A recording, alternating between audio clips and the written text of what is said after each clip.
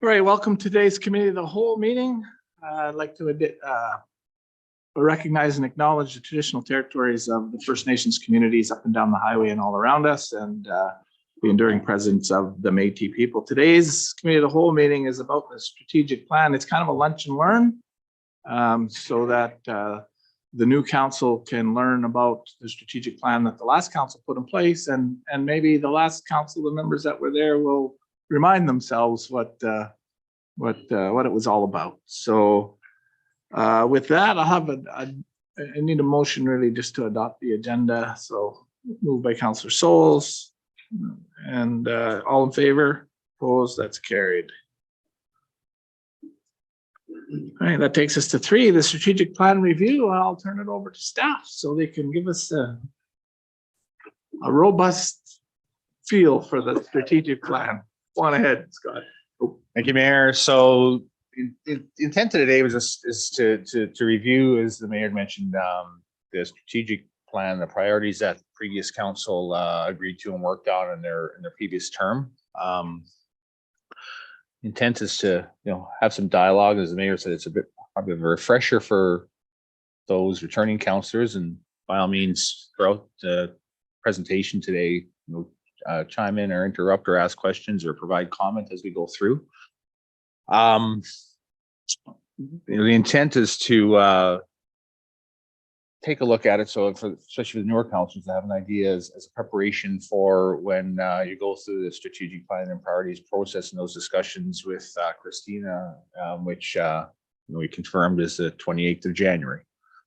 And I think the Mayor touched on it at the Monday meeting. It's to be able to chew on that between now and then, and ask any questions in the meantime, and there's possibly and most likely parts of the current activities and priorities that possibly most likely stay in place moving forward, because there's things that are occurring currently with this council that align with some of those priorities.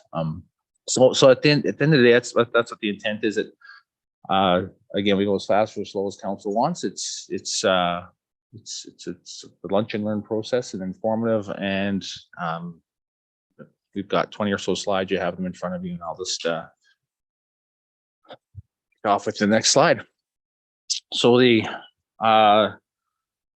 organization, just for some history, the first strategic planning process that the organization actually undertook was in 2015, believe it or not. Prior to that, it was basically very quick sessions. I understand it was very quick sessions with councils, the previous councils and staff, and a bit of a brainstorming session, lob priorities up on the board, see what's stuck and move on. And that was basically the extent of it. There was never a reflection of what those priorities were that I recall anyway in my early days with the organization, back to any of the priorities per se. I would say the themes and the direction was generally consistent, but it was not aligned back to a strategic priority or planning process. So in 2015, there was was really the first official process, the first kick of the can. An external third party came in, unfortunately, who had never actually done strategic planning with local government before. And I mean, you can argue that strategic planning and priorities and visions and core values and mission statements are typically the same.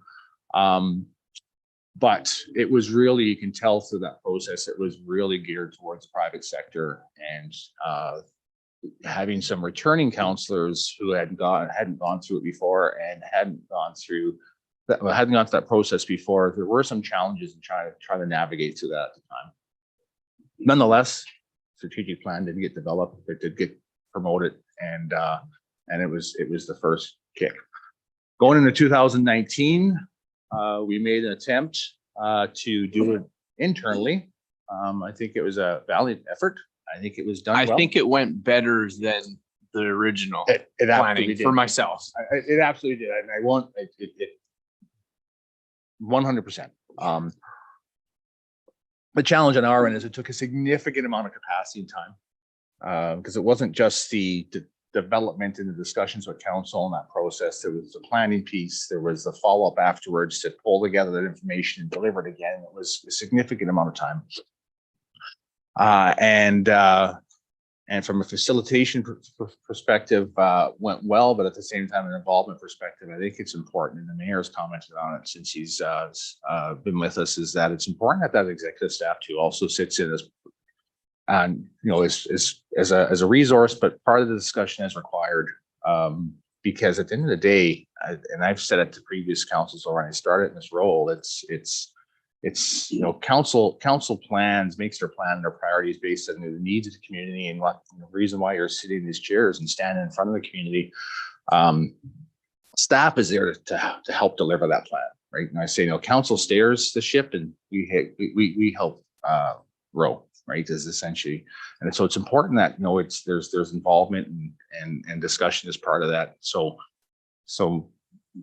there were some learnings, I guess, from doing it internally, and even though we do feel quite confident and comfortable that we have the abilities to do that, the skill sets, it was a learning that moving forward, third party, someone linked to government. so that brings in the Christina piece, and she has extensive history in terms of local government and experience when it comes to developing strategic plans. The previous process was broken up over several months. It started off in the spring of the year, and we took a bit of a break over the summer and went back in the fall. And again, it was quite lengthy before we were able to hammer out the plan. Nonetheless, one got delivered. Next slide. Just quickly on the part of the process, I won't get in a pile of detail. Council began by reviewing and updating the vision and values to better reflect the council's vision for the region and its residents, and confirm the underlying guiding principles of how the municipality would conduct itself. It included many workshop activities, including in conducting fulsome strengths, challenges, opportunities, and threat analysis on each of the pillars, and also conducted analysis on the actions and ideas submitted as part of the workbook and the working sessions. And it's just an example of some of the sessions in a picture of the whiteboard as we were working through that process at the time. The plan layout outlines pillars. We'll get into that shortly. And there's the strategic goals, which are achievable outcomes. The strategic goals are achievable outcome that is generally broad and longer term. And then the objectives are shorter term and usually defined by measurable actions. We like to call those SMART actions, or specific, measurable, achievable, realistic, and timely. And then the actions and activities are the specific activities. So we see special projects, capital. Those are the activities that support the plan. That's the activities and initiatives that council support and provide direction on, and that supports the plan. And that's generally how the layout, or you start peeling back the layers of a plan, that's how it's laid out. At the time, council's vision was the NRM will be resilient, using available resources to maintain balance across the economic, social, and environmental well-being of the community, with diverse choices and ample opportunities for employment, education, recreation, housing, and health and wellness services. The Northern Rockies will thrive. We proudly embrace the character of our unique northern communities and create innovative solutions that enhance our quality of life. Those are the words of the previous council that was developed by them. It was an exercise. It was a good exercise because there was a lot of thought into it at the time. Sure. There was also discussions around differences between your pillars and your goals, and what are those core values of the organization and council. And the core values were fostering partnerships, engaging and representing regional stakeholders, building positive relationships, communicating in an open and clear and accessible manner, maintaining transparency and accountability, being fiscally responsible, leveraging the NRM's unique features, of course, being a regional municipality, and taking a solutions-based approach. And that's something that previous councils have always took pride in, is not just bringing a problem to the table, it was also bringing, when possible, potential opportunities and solutions to a problem. The 5 pillars is not something new to this organization or others. I'll call them relatively standard. So regional council confirmed that the current framework consisting of the 5 pillars of a resilient community continue to reflect the desired strategic plan and framework moving forward. So their economy, social, environment, governments, and infrastructure. So those are the five pillars that overarching pillars that start to develop the strategic priorities and goals. The scope of each pillar was crafted to ensure there was a common understanding of what the pillar meant in terms of purpose. So to further define the framework, broad statements describing the scope of each pillar was crafted. Within the pillars, a total of 8 strategic goals were developed to help guide those specific objectives and actions.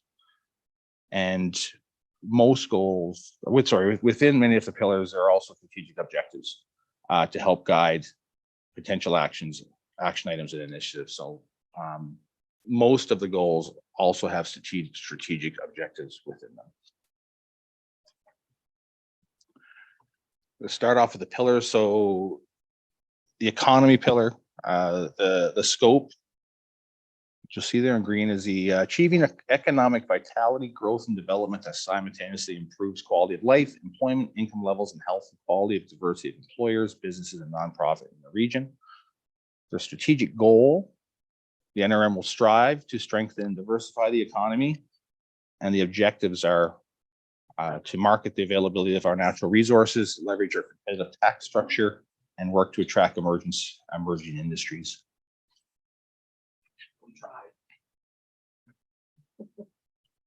Here's a list of activities and initiatives. This is not an exhaustive list. The intent today was not to get into detail with each list, each of the items. It's just to show an example of some of the activities that either occurred or are occurring as that support the strategic priorities.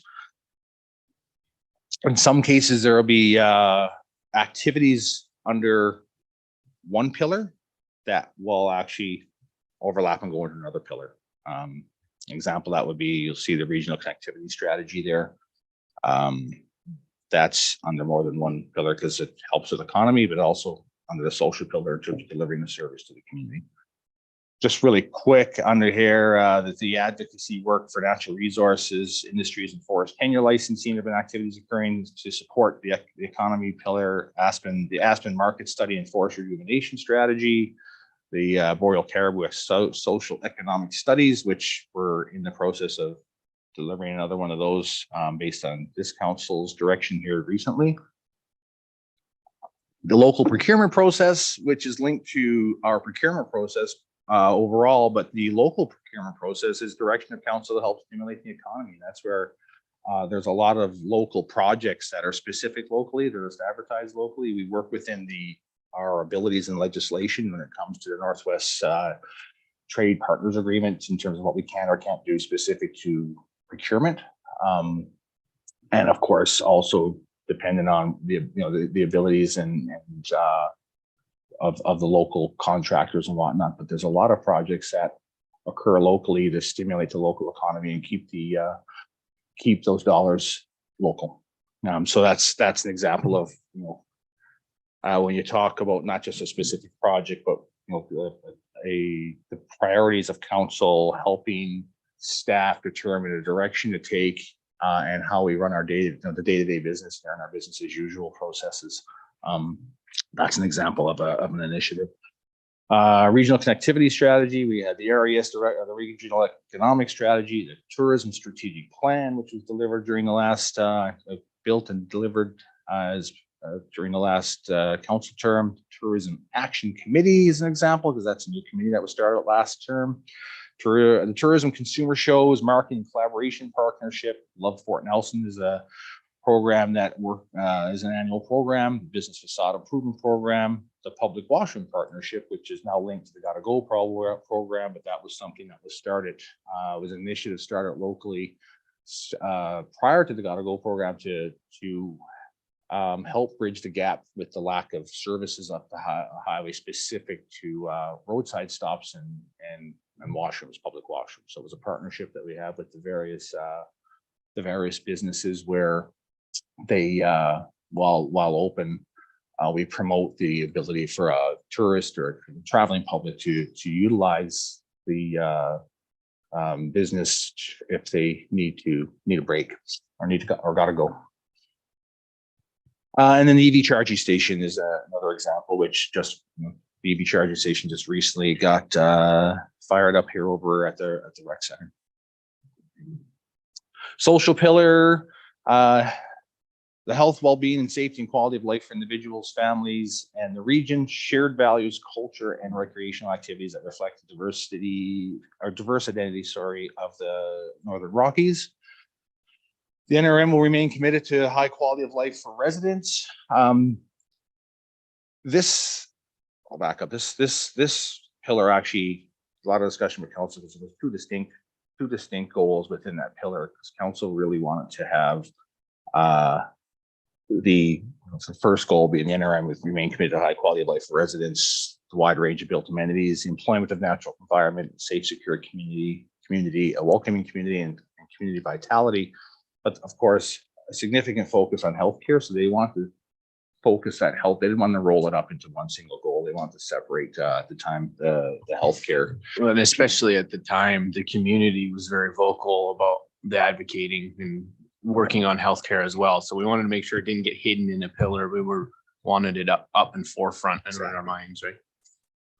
And as such, the statement was made, the NRM will be driven to achieve an equitable access to healthcare, promoting technological solutions to help that. Of course, that was pre-pandemic, so that's when there was actually challenges and a lot of challenges at the time in terms of virtual doctor's appointments, virtual specialist appointments. People were making trips down to Fort St. John and Grand Prairie just to have a 10-minute pre-op discussion with a specialist and driving back, because that particular specialist wasn't supportive or wasn't part of the program through Northern Health, or they were at a province or something like that. And that's not the same issue as it was back then. And I think one of the, shall I say, benefits that the pandemic brought was the technological advancements when it comes to virtual attendance or virtual appointments.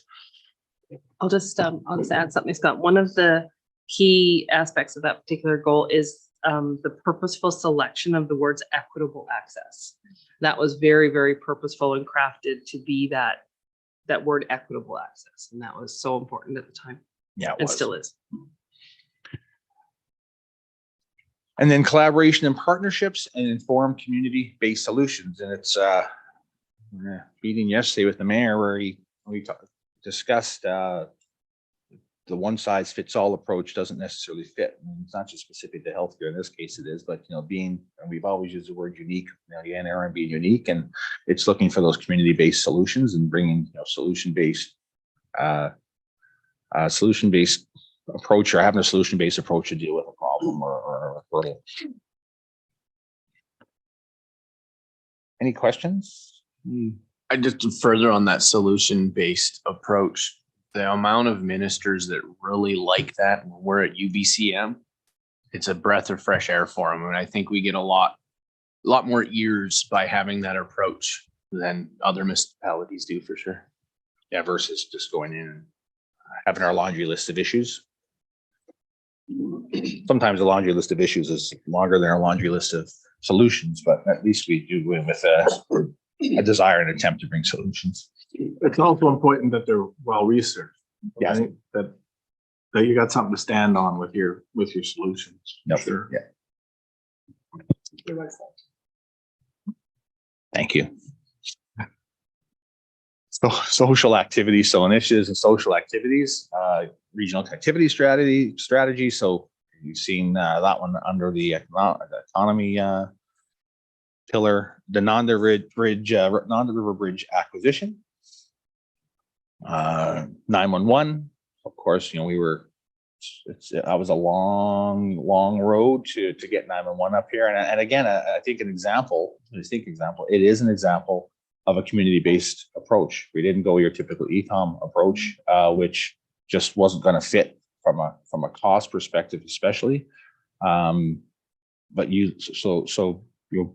researching and looking for opportunities, and who would have thought we'd be using the County of Grand Prairie to provide that service for us. But at the end of the day, when someone hits 911, now it's someone answers. It was almost the territories. It was almost the territories, and then that went Northwest Territory. When it got to the political level, they realized they wanted to carve out a little bit more funds from us, and it but didn't become viable. Fire apparatus replacement to continue to provide a reliable fire service to the region or community in the region.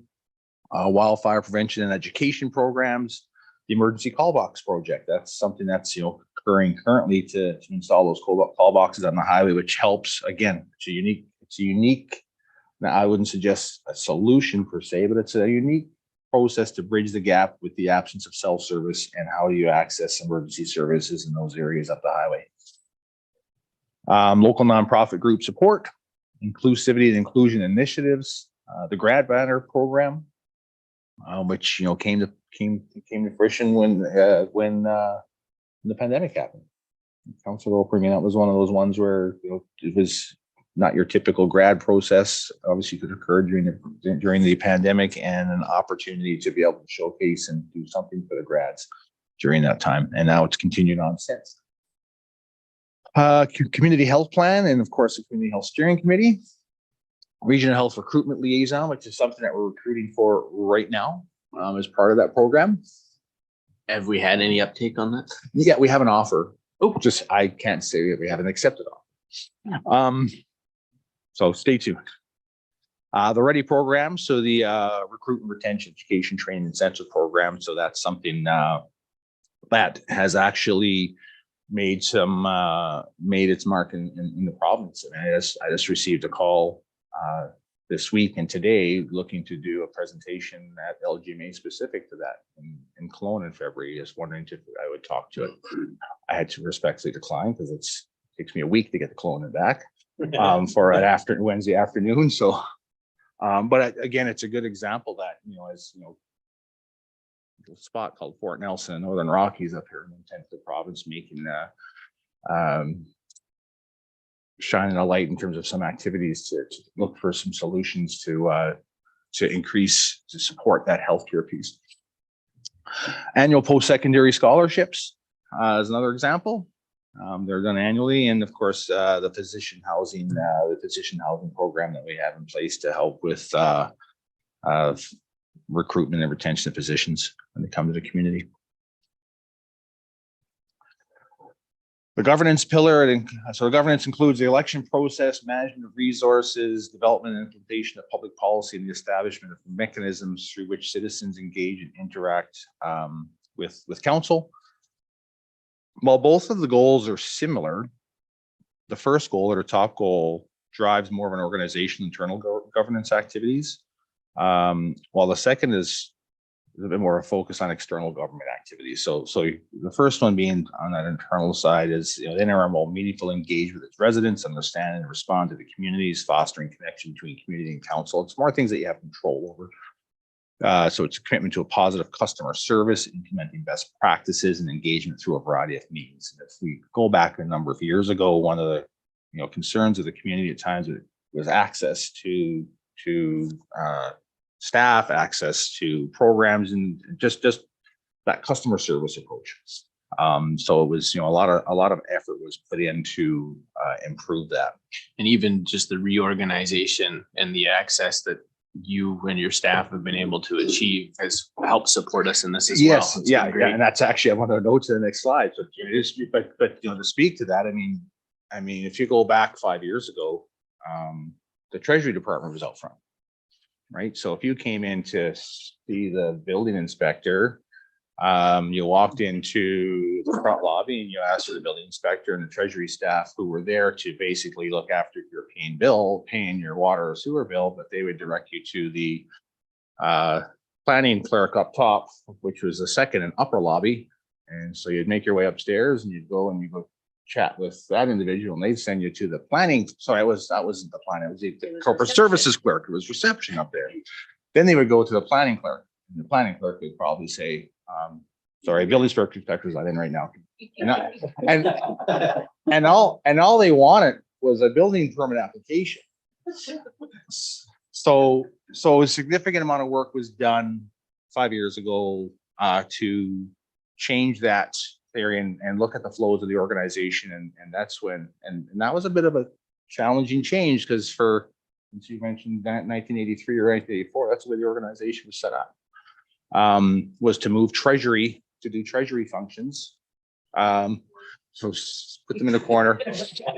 I bring corporate services downstairs and have them here and have that front counter as a bit of a one-stop shop, right? So right now, if you walk in for a building permit application, they can give you a building permit application. If they need to see the building inspector, they'll have access to the building inspector to see if if in this case, Sean's in or not. And if so, confirm if he's available to meet. If not, schedule an appointment. So there's lots of activities that occur there, and that's why now we call that front counter piece for that from a customer service perspective. If I can, from an engagement perspective, have we trained anybody on staff with the IAP2 standards or to the IAP2 standards, International Association of Public Participation? Have we done any of that with our staff? Because that is becoming the standard out there. So we should start. That's something that we'll take, yeah. Yeah, I'll put it in my note. No, for What- sure. And we'll what take is the it? notes. It's a standard of how, a continuum of how you can engage with the public. From just informing all the way through to letting them make the decision themselves. And there's all kinds of stages in between as to how you interact and what you do with each type of participation that you, so there's a general overview for elected officials and then for staff, there's a more detailed, and then for some, there's actually an accreditation where they actually become accredited in the international body.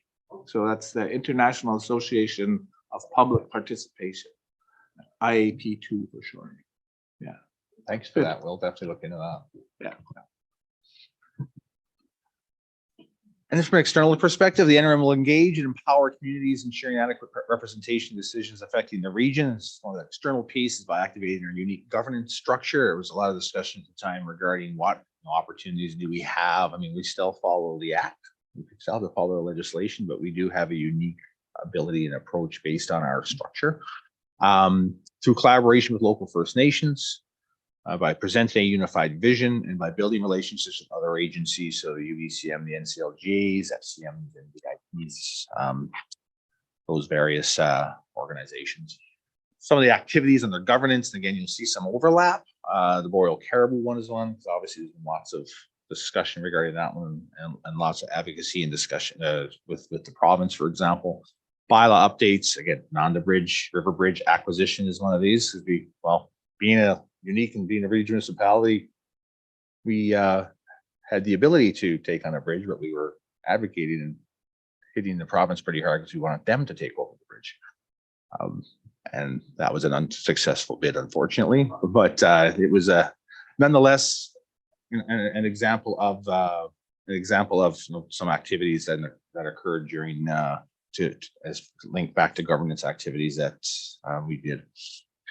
Land acknowledgement and reconciliation initiatives. There's a significant amount of work that occurred and is occurring currently around reconciliation. And of course, when we start off with meetings and things now, it's having that land acknowledgement, and we continue to work with our neighboring First Nations communities to build those relationships. And it's been a wonderful process.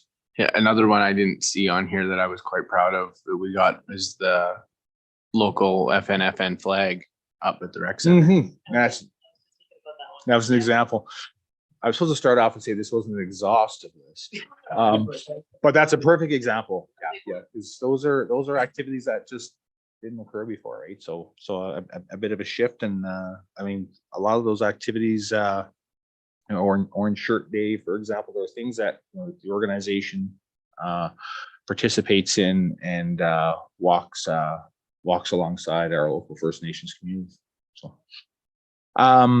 advocating local and regional issues at the provincial and federal levels of government. So it's our correspondence, letters, meetings in UBCM, any opportunity to bend the ear of a minister, ministries. And I mentioned before the meeting was chatting with forestry this morning, for example. And then there's an example here that we threw in that was an activity that occurred that wasn't part of the original plan of discussions. It wasn't even on the radar. It was the Fortis BC intervention, right? this is where it would sit in one sense.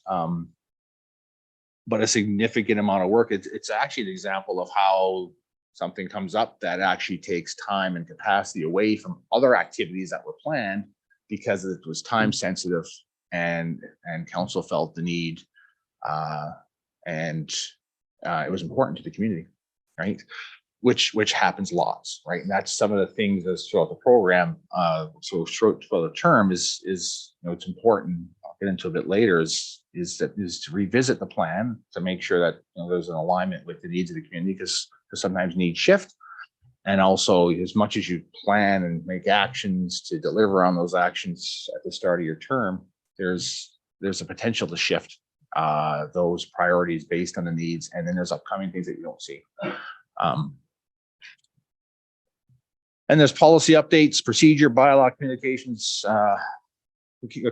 policy. The procedure bylaw is a perfect example, sorry, which I mean that's and it wasn't honestly until the mayor mentioned at the start of his term and how important is that policy? Well, it's number one, right? And as much as we knew it was bylaw 001, you never really put that in perspective until you actually shed a light on that, right? And all those bylaws are from a governance perspective. That's what basically gives empowers council, gives them the ability to enforce things and also creates the laws, the rules, I should say, on what we can enforce or do as an organization and even the public, right?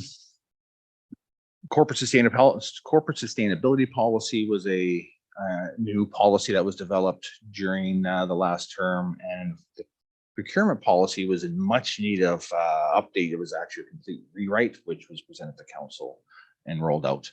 Also, that took quite some time to deliver, but under environment, the regional environmental stewardship and the health, quality, diversity, and abundance of local and global ecosystems, the state of the built environment and the services that support it. The NRM will demonstrate leadership through promotion, education, support, and innovation in meeting the targets established within the municipality's sustainability strategies. Activities linked to environment, the vermicomposting program, right, which again was quite unique to us. We're the only ones doing it this way in this type of environment, and to the point where OMAR, which is the legislation behind it, doesn't even acknowledge it. I mean, we actually have a letter that just allows us to do it in permit because our permit doesn't actually reflect it. And we still have conversations with the province specific to it because your typical diversion initiative specific to composting don't match the process for vermicomposting. And we've had significant discussions with some of the individuals on the provincial side, the environment side, that have come up and handed us some less than happy letters and correspondence specific to what we're doing and how we're doing it. And we've pushed back significantly because when we ask how would we do it differently, they don't know because they don't know how to do it because it's new, right? You can't do that. So we and that's one of the reasons at the time when we were looking for grant funding, we got grant funding that we were applying for as part of the vermicomposting program, and that at first wasn't even able to be accepted by the province because our permit didn't allow us to do vermicomposting, and there was no mechanism to have our permit allow us to do vermicomposting, which still not. Our permit does not reflect that we can do waste diversion and we can do general composting. So we actually received a letter that said we acknowledge the fact that this isn't in OMAR and we support your program, and we will look at opportunities to have that process adopted and put into the legislation to allow it to be permanent. So temper use permit. So I have a question about the overall, the slide before where you had the overall objective and it talks about the state of the built environment. So how is that different from the next group of slides, which is the infrastructure? And like, is it a different, or is it a different concept, or is it the same concept in two different places? That's a good question. The infrastructure piece was linked specific to built municipal infrastructure, like your typical water, sewer, Right. roads and whatnot. There was no real, from what I recall anyways, part of the process, there was no real discussion in terms of differentiating the two. I recall infrastructure back in the day with that, there wasn't a whole lot of dialogue actually, honestly, on the infrastructure as part of that process, because at the end of it was at the end of the process for one. So I start to gloss over it a little bit, to be honest, but at the same time, the focus was mainly on that infrastructure pillar was, I guess it's specific to. So is there a municipal reason buildings. then why we separated out the environmental built infrastructure, like composting, the dump, all of that? Because that is infrastructure, Yep. right? Yep. And so we've put them in two different spots, and I just was wondering why. Good. I think part of it is we had a lot of environment. We were being told by the province and federal government, like, you have to meet these environmental standards. And there was lots of things we needed to adjust, like our access and that. So that was our environmental standards, infrastructure we needed to fix. And then we looked at our hard infrastructure that we maintained and stuff. I think was kind of the differentiation, but loose. Yeah, and it was, I think, I mean, yes to that, and I think a lot of it was just, if it was environment, and we were under, at the time, because you can argue easily that an example is the sewer outfall, which was a result of a really nasty letter from the province back in 2010 or 11, that our outfall process was not remotely meeting the provincial requirements, environmental requirements. But you can easily argue and say, well, just go under infrastructure, under environmental section, probably in infrastructure. So, Okay. so I don't think there was any I think specific. I think there's also some linkage between the stewardship and the built environment. And I remember back in the day, we were also having a lot of conversations around the selection of materials that we build with. And it was literally the stewardship of the built environment. And because we were contemplating a Wood First initiative, we were contemplating various that's right. initiatives that were would impact from an environmental standpoint, those services and the infrastructure that we built. Yeah, we were talking about what our buildings would be built from in the future. I do recall that. Yeah, kind of one of those ones that got to the wayside with the pandemic, but yeah, a year, yeah.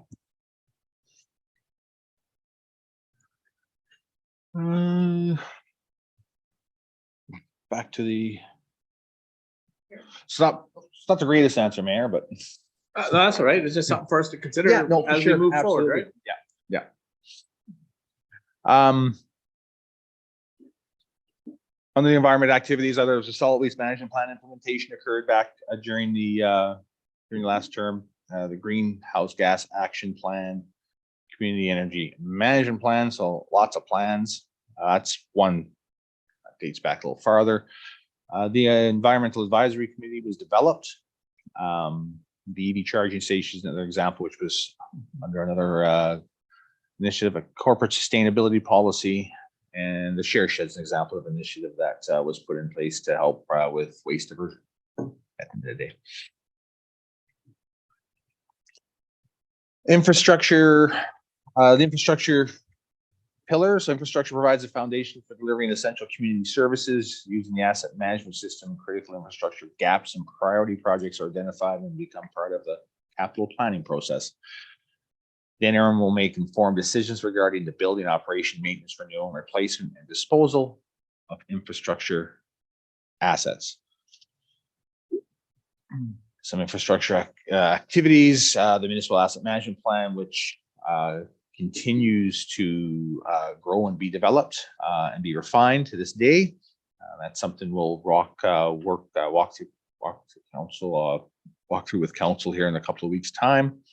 The infrastructure development contribution agreement, the IDCA agreement, and the annual infrastructure development plan, all part of that. There's the accessibility audit, which council saw part of that for the Parks and Trails piece, which will actually be coming back to council here very soon at the 23rd meeting. Because we were invited to put an application in for some potential grant funding specific to Andy Bailey.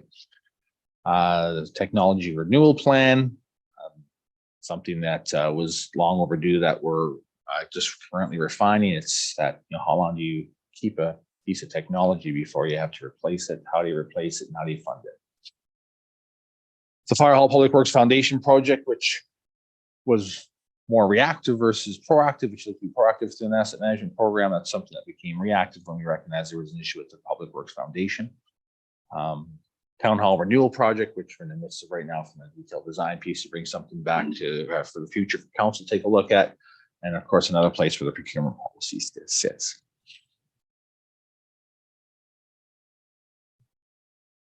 Part of the last development of the plan, the final plan framework was communicated broadly via the NRM website, social medias. So there was a blitz of communication, and then the strategic priorities are now also included on the administration reports as an indication of the specific strategic goal and objective which is supported. So I hope in the plan as any reports that provide the council are linked to the plan.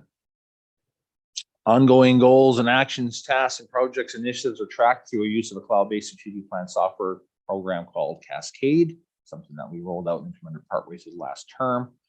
This council will see that as part of the updates moving forward once their plan is developed and we report back on projects and whatnot. And lastly, this discussions and questions. So we chatted about the reason for strategic plan, the intent of the meeting today.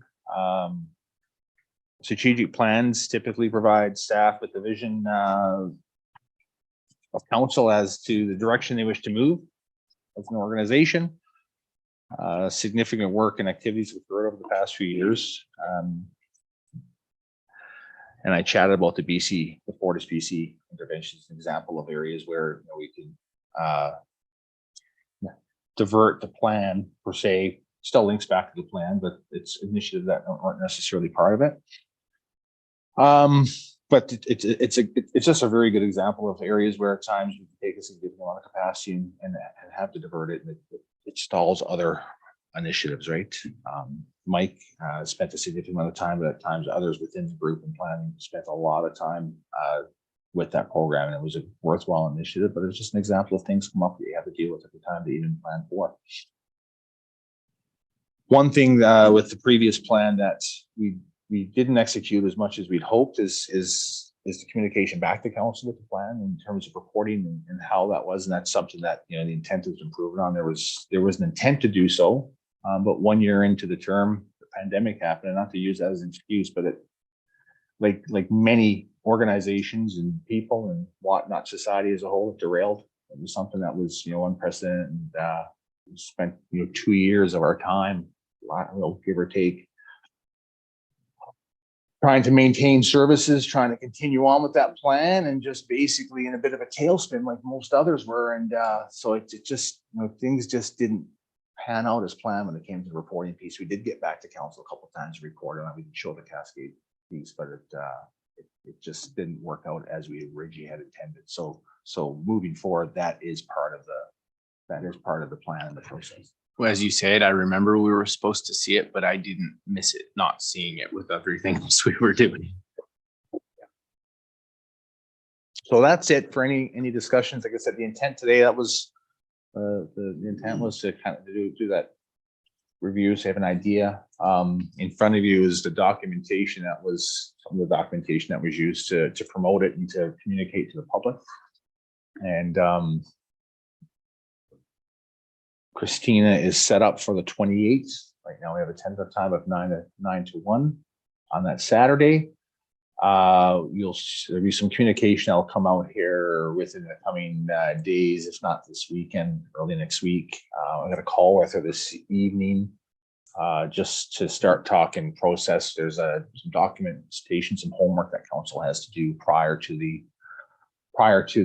meeting that Saturday, and there's some connections, most likely, if need be, with counselors, but the homework outlines, I think they chat about, I brushed on it Monday night in regards to the, what are your goals? Why are you where you are? What were your intentions? Start to kind of pull that together, and some review of the annual report is a good one to take a look, and also the municipal overview, which is another good document that, it's good to, if you have any questions or really want to take a look again at what services that's provided by the organization. Because that's, that municipal overview basically outlines what services we provide, but it's council's direction that guides what those services look like, where we focus our time.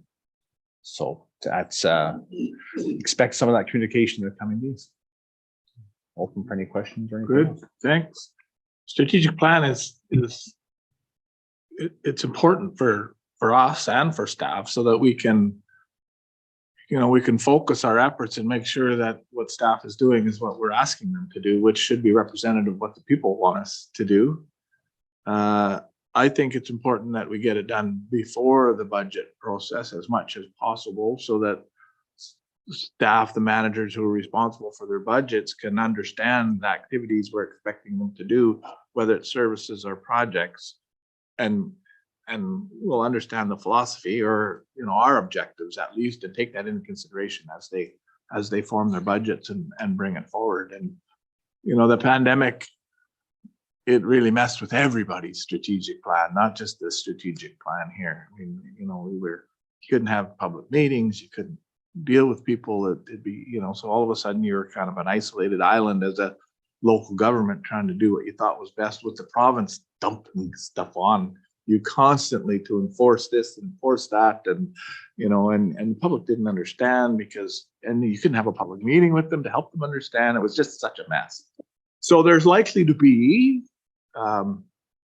some goals and objectives that are going to carry over, just because they never got done. There's lots of things that did get done. I can see that there's projects and initiatives that got implemented, and some are ongoing and some are finished. So that's good. We can review those.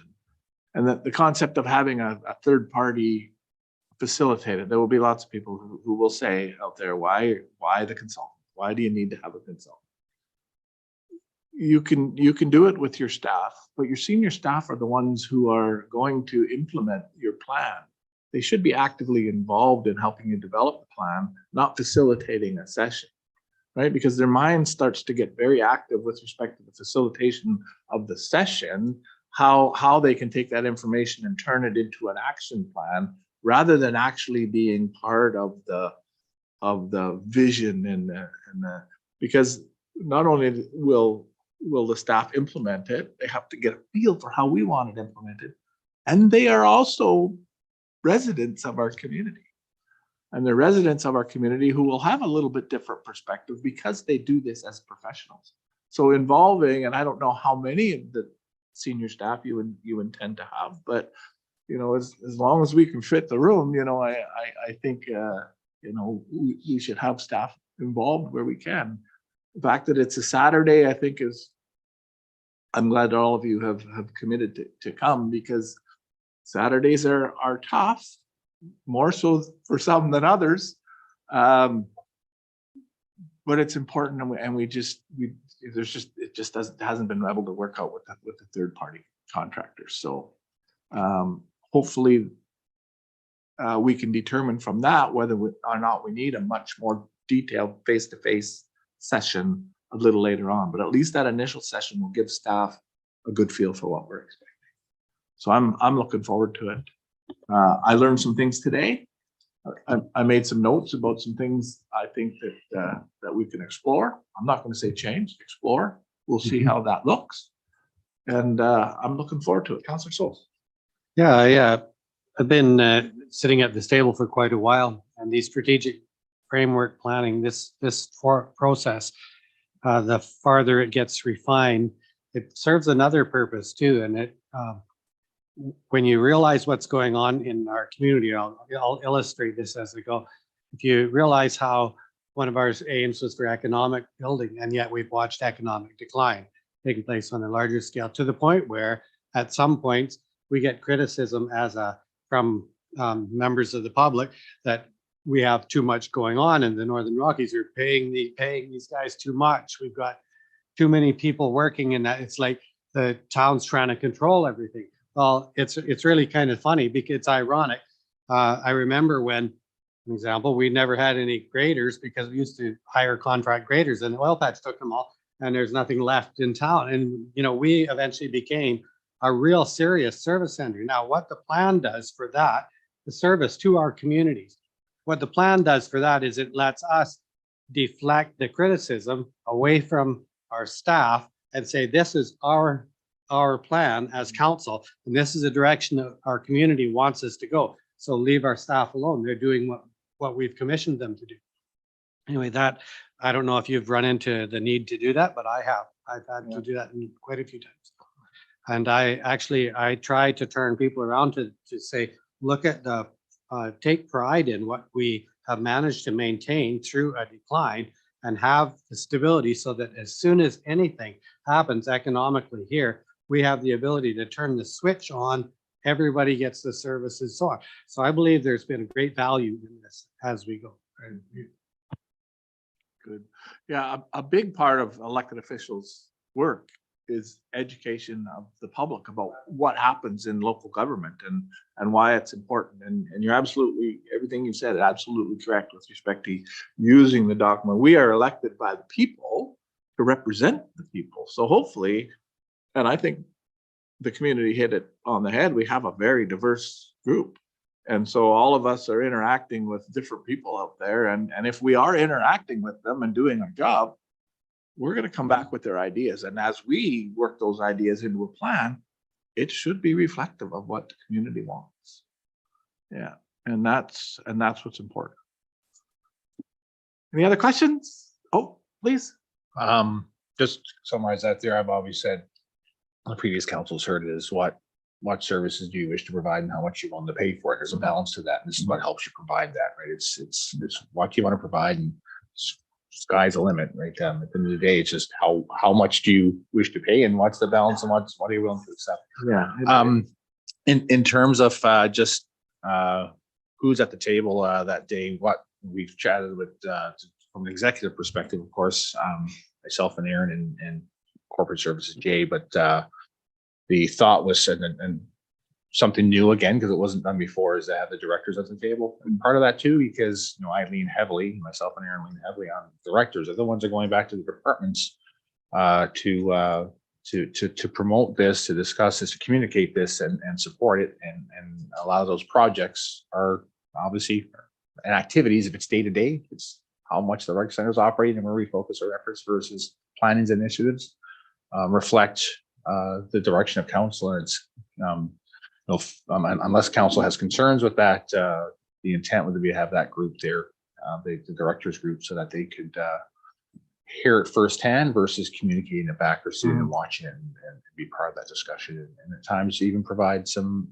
feedback or something, or just specific feedback, especially because I touch and deal with lots of stuff, and myself and Aaron, both of us do, but they're the resident experts in their room in their field.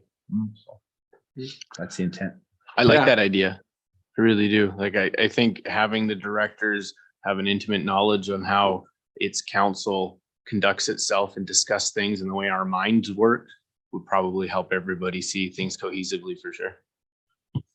I don't know if they want to get into some of our minds, mine included, but it's good to see them.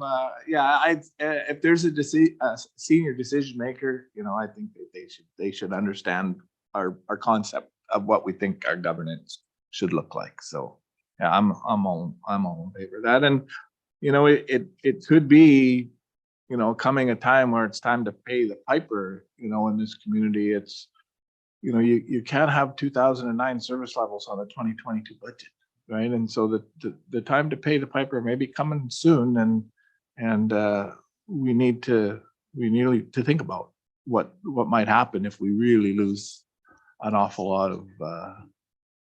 of infrastructure out there that's paying the bills, because they're putting these wells to bed every day. And as soon as they put one to bed, it comes off the tax roll. So it's something for us to really be aware of, and it all dovetails and fits into this because ultimately it leads to service levels and what they look like. So yeah, I'm looking forward to it. I think it'll be good. Any other questions or comments? Okay, then we will adjourn this meeting. Thank you very much, everybody, for coming out.